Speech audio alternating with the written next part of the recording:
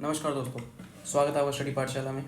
आज हम डिस्कस करेंगे यूपीएससी पीवाईक्यू 2018 के जीएस पेपर 3 के इकोनॉमी पार्ट के क्वेश्चंस को। तो आज का जो हमारा फर्स्ट क्वेश्चन है वो क्या है, what do you mean by MSP, minimum support price. Then how will MSP rescue करता है फार्मर्स को फ्रॉम लो इनकम ट्रैप से। तो इस क्वेश्चन को दो पार्ट में डिवाइड करेंगे। 150 वर्ड्स में आपको क्वेश्चन लिखना है। तो इंट्रोडक्टरी पार्ट में क्या लिखेंगे, कंसेप्ट के बारे में बताएंगे, what do you mean bye, मतलब आपको कंसेप्ट के बारे में बताना है एमएसपी के। देन बॉडी पार्ट में आपको क्या करना है, जस्टिफाई करना है कि हाउ एमएसपी प्रिवेंट करता है फार्मर्स के फ्रॉम लो इनकम ट्रैप से बचाते हुए। कुछ इश्यूज को के बारे में बताना है एमएसपी के, 2 से 3 स्मॉल पॉइंट्स के बारे में डिस्कस कर देना है, राइट। तो इस तरीके से देन आपका कंक्लूजन क्या रहना चाहिए, there is a way out, on the realistic way में हम इसको कर सकते हैं। तो इस तरीके से क्वेश्चन को हैंडल करेंगे या सोल्व करेंगे या आप राइट डाउन करेंगे। तो फर्स्ट एमएसपी क्या होता है, डेफिनेशन लिखेंगे। एमएसपी क्या होता है कि market intervention by the government of India. इसमें क्या होता है कि जो एग्रीकल्चर प्रोड्यूसर होता है उसको प्राइस चाहिए होगा, बेटर प्राइस चाहिएगा, ताकि प्रोडक्शन जो है नेक्स्ट ईयर का जो प्रोडक्शन के लिए उसके पास पैसा बचे, सरप्लस मनी हो जाए उसके पास, ठीक है। उसका मेन ऑब्जेक्टिव क्या है हमारी गवर्नमेंट का, इनको सपोर्ट करना फार्मर्स को। बट फार्मर अगर मार्केट में अगर कोई भी सामान लेके जाता है तो मार्केट वाले लोग क्या कहेंगे, फॉर एग्जांपल फार्मर चाहता है कि ये 50 रुपये पर केजी इसका जो भी आइटम है वो बिक जाए, बट यहाँ पर मार्केट में क्या रेट चल रहा है 40।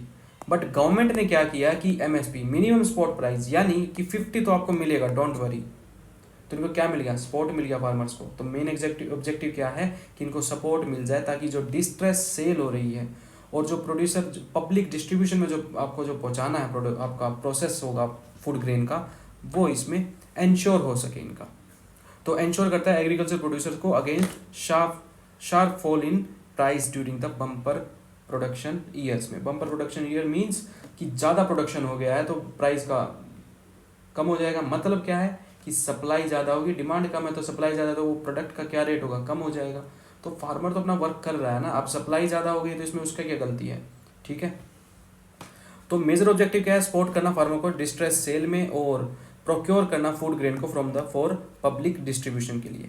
एमएसपी अनाउंस की गई थी by the union government at the beginning of sowing season. एक साल में 2 बार ये एक तरह से आता है, और 2 बार अनाउंस करती है यूनियन गवर्नमेंट। किसकी रिकमेंडेशन के बेस पे, वेरी इंपॉर्टेंट, ये आपके प्रीलिम में भी क्वेश्चन आया हुआ है, किसके रिकमेंडेशन के बेस पे, commission for agriculture cost and price, CACP की रिकमेंडेशन पे। तो एमएसपी कवरेज आपको ये सारी लिखनी है, नो, आपको बस बताना है कि 23 फार्म कॉमोडिटीज़ हैं, जिसमें आपका 7 सील्स हो गए, 5 आपके पल्सेस हो गए, 7 ऑयल सीड्स हो गए, 4 आपके कमर्शियल क्रॉप्स हो गए। इन पे आपकी एमएसपी कवरेज है by the union government, right. तो इस तरीके से आपको ये पॉइंट्स लिखने हैं। सबसे बड़ी चीज़ देन आपको बेनिफिट्स में क्या लिखना है, सबसे पहली वन चीज़ फिक्स्ड रेमुनरेशन, यानी फिक्स्ड प्राइस इनको लग जाएगा कि फाइनेंशियल सिक्योरिटी हो जाएगी अब फार्मर्स के लिए, ताकि प्राइस की जो इंस्टेबिलिटी है, सप्लाई ज़्यादा होने की वजह से, सरप्लस होने की वजह से, डिमांड कम है बट सप्लाई ज़्यादा है तो प्राइस इंस्टेबिलिटी आ गई, मान लो मार्केट में, ठीक है। टमाटर के भाव आपने देखे हैं, कभी बढ़ जाते हैं कभी घट जाते हैं। रीज़न क्या है, अब डिमांड ज़्यादा है बट सप्लाई कम है, तो इसलिए टमाटर के भाव बढ़ जाते हैं। बट डिमांड कम है और सप्लाई ज़्यादा होगी तो प्राइस इंस्टेबिलिटी, मतलब उसका रेट कम हो जाएगा। तो इस प्राइस इंस्टेबिलिटी को रोकने के लिए, कंट्रोल करने के लिए, फाइनेंशियल सिक्योरिटी प्रोवाइड करने के लिए गवर्नमेंट क्या देती है, एमएसपी, मिनिमम सपोर्ट प्राइस की, इतना प्राइस तो मिलेगा ही, डोंट वरी। देन आपका क्या आता है, डाइवर्सिफिकेशन ऑफ द क्रॉप्स होता है इसमें। रीज़न क्या है कि फर्स्ट टाइम क्या हुआ था कि एनकरेज करता है फार्मर्स को कि आप डाइवर्सिफाई कीजिए, क्योंकि 23 क्रॉप्स को दे रहा है ये। अभी ऊपर डिस्कस किया था ना हमने, किस एमएसपी कवरेज कितना है, 23 फार्म कम्युनिटीज़ को कवर कर रहा है। तो इसमें क्या रहेगा कि पहले 1966-1967 में ये केवल वीट के लिए हुआ था, फर्स्ट टाइम इंट्रोड्यूस हुआ था जब वीट के लिए हुआ था। अब ये एक्सटेंड कर दिया गया है 23 फार्म कम्युनिटीज़ तक। तो डाइवर्सिफिकेशन हो गया, मतलब इससे क्या होगा, फार्मर एनकरेज होंगे ग्रो करने के लिए डाइवर्स क्रॉप्स में मैक्सिमम, ताकि उनकी इनकम जनरेट हो सके। देन प्रिवेंट करता है डिस्ट्रेस सेल, फार्मर्स को प्रोटेक्ट करता है कि आपको जो भी प्राइस मिल रहा है उस पर आपको नहीं सेल करना है। रीज़न, क्योंकि उनको डिस्ट्रेस सेल जो करनी पड़ती है कि वो बाय नहीं कर पाएंगे। रीज़न क्या है, अब मान लो ये जो फार्मर, अब गेहूँ ही लगा लो, ठीक है, वीट लगाओ, अब इसके पास सप्लाई ज़्यादा है, मार्केट में रेट चल रहा है मान लो 20 रुपीज़, ठीक है, पर केजी। बट एमएसपी नहीं है और कुछ भी नहीं है, तो इनको क्या करना पड़ेगा, अब ये रख भी नहीं सकते, स्टोर भी नहीं कर सकते, इतना सरप्लस रख भी नहीं सकते, तो क्या करेंगे, अब इनको बेचना पड़ेगा, डिस्ट्रेस सेल करनी पड़ती है, फोर्स्ड सेल करनी पड़ती है, क्योंकि इनको पता है कि अभी अगर हम नहीं बेचेंगे तो आने वाले टाइम में जो हमारी नेक्स्ट फसल हमने जो बोनी है उसके लिए हमें हाई आपकी क्वालिटी सीड्स भी चाहिए, फर्टिलाइजर्स भी चाहिए होंगे, पेस्टिसाइड्स भी चाहिए होंगे, ट्रैक्टर का रेंट है, बाकी क्रॉपिंग में जो सीज़न में जो जो चीज़ें यूज़ होनी है, वाटर सप्लाई है, बिजली का बिल है, ये सारी चीज़ को भी अब वो कवर अप नहीं करना पड़ेगा ना, तो उसको पैसा चाहिए। अब पैसा से चाहिए तो क्या करना पड़ेगा, डिस्ट्रेस सेल करनी पड़ेगी, जल्दी जल्दी इसको सेल करनी पड़ेगी। तो इस चीज़ को रोकने के लिए गवर्नमेंट ने क्या किया, प्रिवेंट किया इसको एमएसपी के बेनिफिट्स के थ्रू, कि आप एमएसपी मिनिमम सपोर्ट प्राइस आपको इतना तो मिलेगा ही मिलेगा, डोंट वरी, ठीक है। तो इसको क्या करेगा, इसकी इनकम अच्छी हो जाएगी अब, तो एमएसपी इसको प्रिवेंट कर देता है। हेल्प क्या रहेगा, हेल्प इन्फॉर्म्ड डिसीजन मेकिंग में। सोविंग सीजन से मतलब जब भी सीजन में मतलब फसल कटाई का टाइम आ गया है उससे पहले ही अनाउंस कर दिया जाता है कि आपको मिनिमम इतना पैसा मिलेगा। तो इससे क्या करेगा, फार्मर को हेल्प मिल जाएगी डिसाइड करने के लिए कि इनके मैक्सिमम बेनिफिट कितने मिलने वाले हैं इस क्रॉप को उगाने से, और मार्केट में क्या प्राइस मिलने वाला है उनको। तो इन्फॉर्मेशन मिलेगी इनको स्टार्टिंग में ही, तो इनको इकोनॉमिक बेनिफिट भी मिलेंगे। देन आपका act as a benchmark for private buyers. अब बेंच मार्क बन गया है कि ये रेट है 50 रुपीज़ है, अब बेंच मार्क है। अब फार्मर तो अवगत हो गए हैं कि यहाँ मेरे को 50 रुपये तो मिनिमम मिलेंगे क्योंकि गवर्नमेंट ने अनाउंस किया है। तो इसलिए अब मार्केट में भी मिनिमम 50 प्राइस तो रहेगा ही, बट अगर डिमांड ज़्यादा है तो ये रेट बढ़ भी सकता है। तो ये मिनिमम आपका बेंचमार्क बन गया है। तो इससे क्या करेगा, प्राइस सिग्नल मिलेगा मार्केट में और इंश्योर करता है market price are drastically lower than the MSP. MSP से लोअर प्राइस पे मार्केट प्राइस नहीं जा सकता है। तो ये आपके बेनिफिट्स थे। अब चैलेंजेस क्या है, फर्स्ट चैलेंज क्या है कि इसके लिए गवर्नमेंट डिक्लेयर तो करती है एमएसपी हर साल में, बट फर्स्ट पॉइंट क्या है कि कोई लॉ नहीं है एमएसपी मैंडेटरी करने के लिए, कोई भी लॉ नहीं है। अब इससे क्या इशू आ रहा है, देन फार्मर इसकी वजह से क्या हो रहा है, डिफिकल्टीज हो रही है सेलिंग मिनिमम स्पॉट प्राइस बेचने में, और ओनली 6% इसको सक्सेसफुली सेलिंग एमएसपी में बेच पाते हैं, ये डाटा के अकॉर्डिंग है। और फार्मर इसकी वजह से क्या हो रहे हैं, पॉलिटिक्स चल रही है over MSP year after year. आपने देखा होगा फार्म बिल भी आए हैं काफ़ी, तो इसमें फार्म बिल में अब क्यों प्रोटेस्ट कर रहे थे, क्योंकि कोई डिस्कशन ही नहीं था अबाउट एमएसपी, कहीं मेंशन ही नहीं था एमएसपी बारे में। तो उनको तो एमएसपी का जो मेन मोटिव है वो तो कवर अप नहीं हो रहा है, तो ऑब्वियसली उनके लिए मुद्दा बन गया ना वो। तो कंक्लूजन में क्या निकला है कि काफ़ी इश्यूज हैं, एमएसपी हेल्प भी कर रहा है फार्मर्स को आप इनकम ट्रैप से बचाने के लिए, निकालने के लिए, जितना भी डिस्ट्रेस सेल है वो न करे, और फार्मर्स को हेल्प कर रहा है कि स्टार्टिंग में इंफॉर्मेशन मिल गई है उनको कि इतना आपको रेट मिलने वाला है।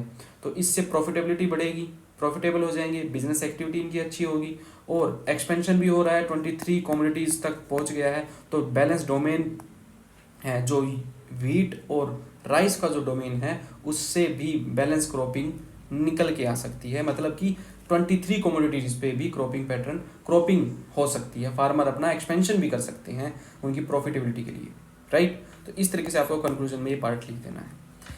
देन नेक्स्ट क्वेश्चन क्या है, examine the role of supermarket. Supermarket में सबसे पहले आपको क्या दिखता है, रिलायंस मार्ट, वॉलमार्ट, ये वाले हो जाएंगे।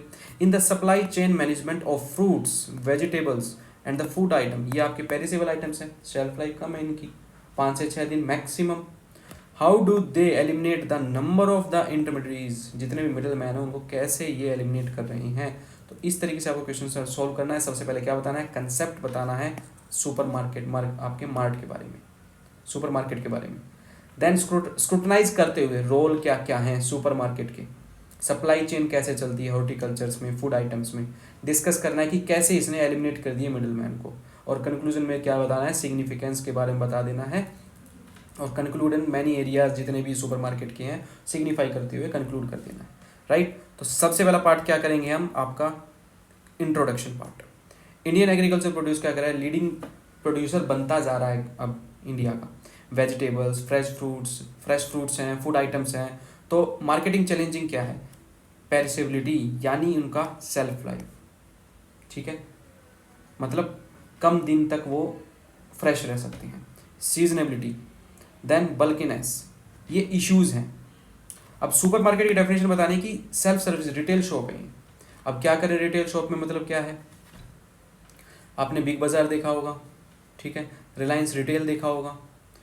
इसमें क्या होता है कि सुपरमार्केट क्या करेगा कि wide variety of food items provide करता है हाउस होल्ड को, हाउस होल्ड्स के लिए। हाउस होल्ड प्रोडक्ट्स भी होते हैं। मार्केट मतलब सुपर मार्केट आप एंट्री करते हैं, आपको हर प्रोडक्ट मिल जाता है, फ्रूट्स, वेजिटेबल्स और जो भी आपको आइटम चाहिए घर का, सब चीज़ मिल जाते हैं। तो ये क्रूशियल लिंक है सुपर मार्केट, ठीक है, एक लार्ज रिटेल शॉप है ये, एक क्रूशियल लिंक भी है जिसमें आपको सेल्फ सर्विसेज बेसिस है कि आपको जो जो प्रोडक्ट चाहिए वो उठा लीजिए, जिसमें आपको ग्रोसरीज आ गया, फ्रेश प्रोड्यूस आ गए, मीट आ गया, बेकरी आ गई, डेयरी प्रोडक्ट्स आ गए, सारे आइटम आपको एक ही जगह मिल रहे हैं, ठीक है। तो इसका क्रूशियल लिंक बना दिया supply chain of fruit products के लिए, ठीक है। अब इंडिया का सिनेरियो देखते हैं कि करेक्टरिस्टिक्स क्या है। लार्ज रिटेल स्टोर्स बन गए जैसे आपका रिलायंस, बिग बाजार, सेल्फ सर्विस बेस हो गए, सारी चीज़ बताया जाए, क्रूशियल लिंक बनाता है आपका supply chain of the food produce में। अब India scenario, need of supermarket क्यों, हॉर्टिकल्चर प्रोड्यूस हमारा डे बाई डे बढ़ता जा रहा है, ठीक है। 2012-13 का डाटा देखेंगे, टोटल हॉर्टिकल्चर प्रोड्यूस आपका 269 मिलियन टन है, अब सरपास कर दिया है टोटल ग्रेन प्रोडक्शन की, जबकि 257 आपका फूड ग्रेन प्रोडक्शन है, जबकि हॉर्टिकल्चर कितना है 269 मिलियन। 2000 एक सेकंड, ठीक है। अब देखेंगे आप एरिया देखेंगे, 20% आपका जो फूड ग्रेन का जो प्रोडक्शन है, 20% इसमें टोटल जो प्रोडक्शन है फूड ग्रेन का वो हॉर्टिकल्चर के पास है।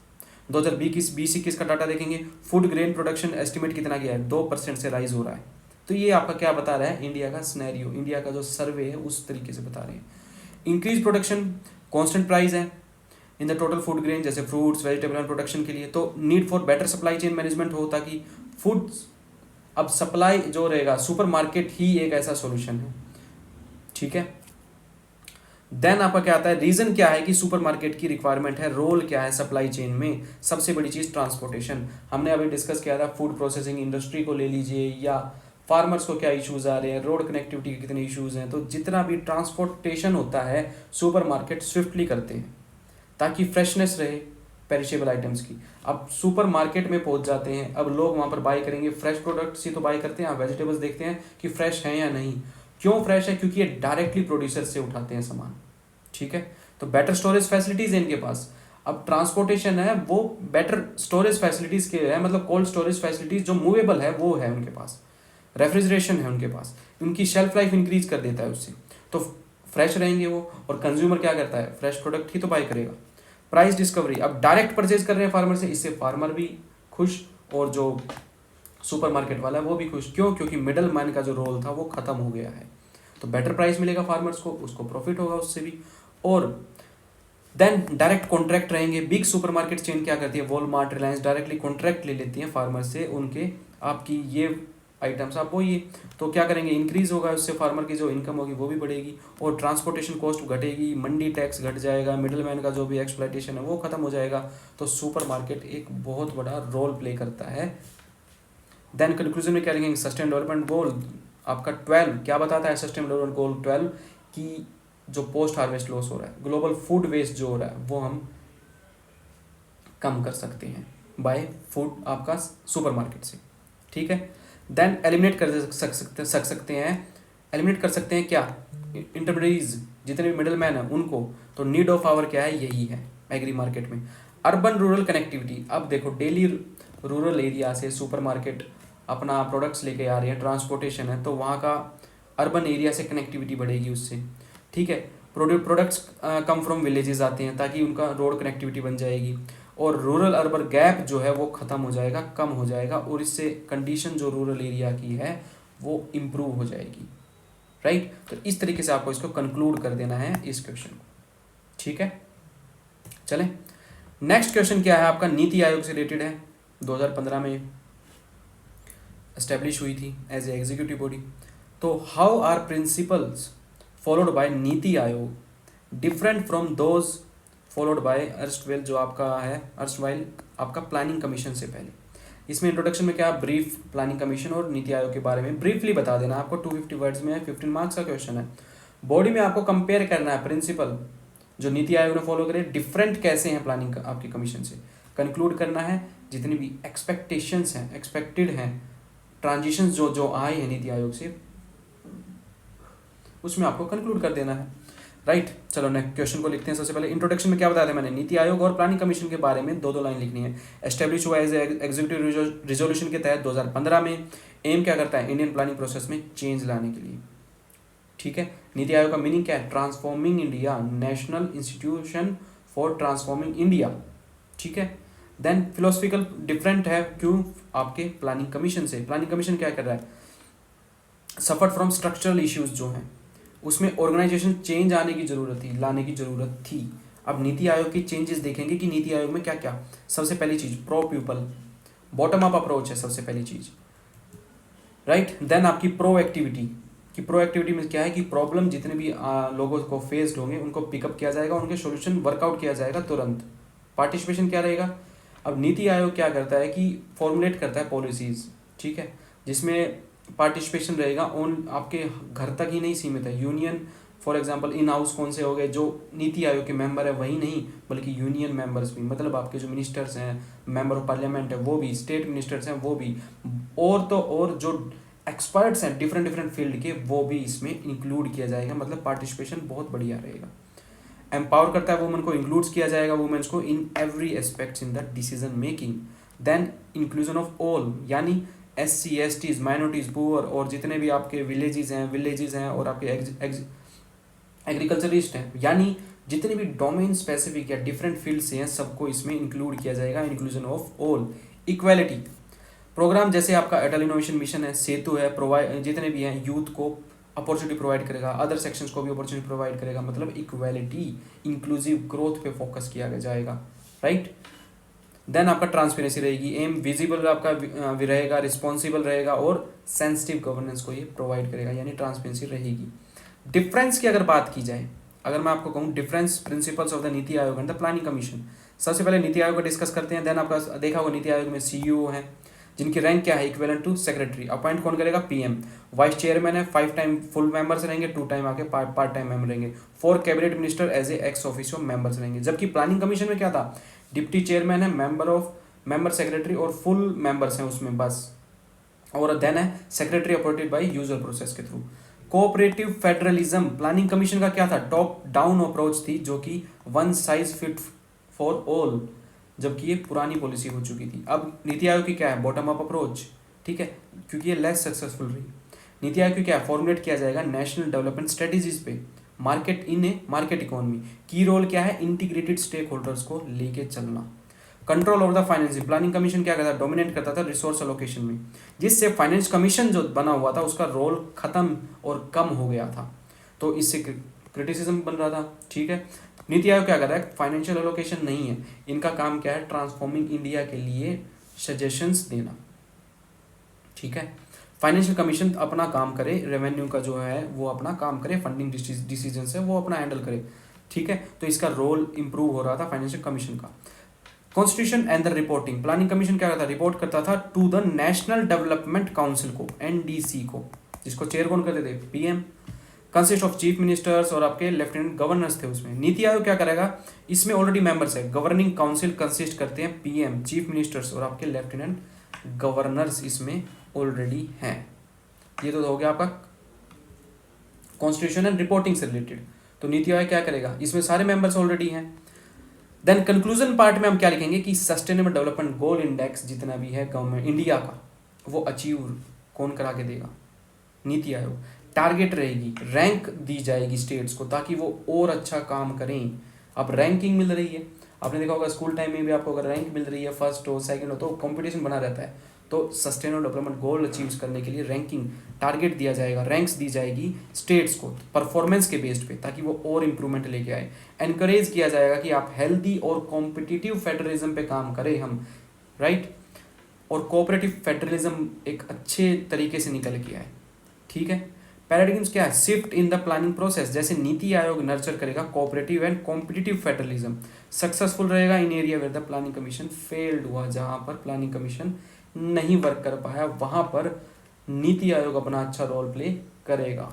तो इस तरीके से आपको कंक्लूजन लिखना है। स्टार्टिंग मैंने बताया आपको नीति आयोग के बारे में बताना है, then planning commission, then body part में आपको डिस्कस करना है कि नीति आयोग कैसे बढ़िया काम कर रहा है, देन कंक्लूजन में आपको कंक्लूड कर देना है कि आपका सस्टेनेबल डेवलपमेंट निकल के आ रहा है और टारगेटेड रैंक्स भी प्रोवाइड की जा रही है स्टेट्स के द्वारा। स्टेट्स को, ठीक है। इससे कंपटीशन बनेगा, हेल्दी कंपटीशन होगा।